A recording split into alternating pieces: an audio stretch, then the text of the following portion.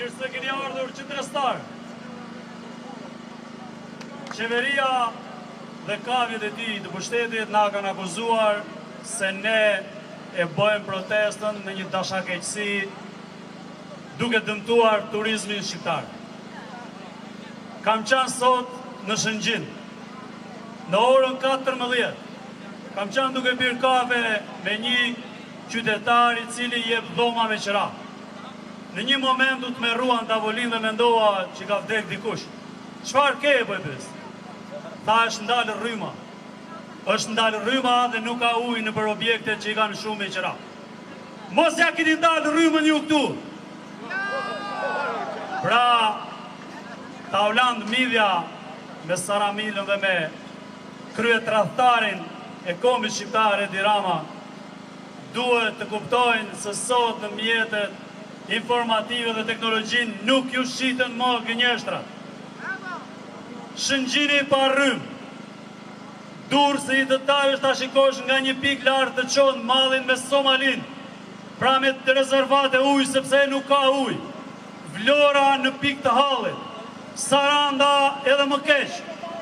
Këto janë ato arsyet që turizmi neveritet në Shqipëri. Nuk është protesta që grydh fasadën e maskarajt, që shkel mbi gjakun e shqiptarëve për 13 vjetë dhe del edhe i llogarit si mjete shpenzuese, duke ju marrë vetëm votën një herë në 4 vjetë dhe duke mos i bërë sa për njerëz.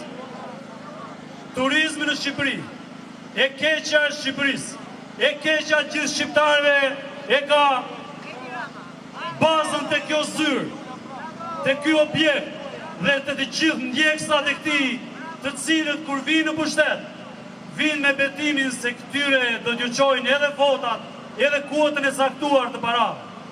Në Fier janë shtruar tubacionet e ujësjellësit të standardeve të dura, por vjellin parat e filtrimit dhe uji është gjithashtu i papishëm. Në Tiranë është uji i papishëm.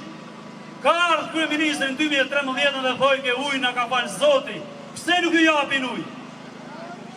I besuam të gjithë ja dhanë votën. Shumica. Ku është ujë? Pra, bespreri që kërkon bes, e ka lënë Shqipërinë për faqet zezë, e ka lënë të mjerë, si në kohën e vajtimit të atë Gjergjfishtës. As 1 milimetër nuk lëvizin fjalët e tij për gjendjes sotme të shqiptarëve dhe të udhëheqësve të tyre. Ajo e mirë që ne shikojmë në popull ka ardhur nga djersa dhe nga vujtjet e secilit prej nesh. Nuk ka ardhur nga të mira që ka pru qeveria. Prandaj duhet të mlidhemi në shesh dhe të rrëzojmë këtë qeveri tradhtare, këtë qeveri shfrytëzuese të çdo të mire që ka falë Zoti dhe populli këtij vendi. Të mlidhemi këtu të gjithë. Gjithmonë kam bërë thirrje për socialistët e ndershëm. Hajdeni, shlironi, ejani dhe një ditë edhe ju merrni flymë lirshëm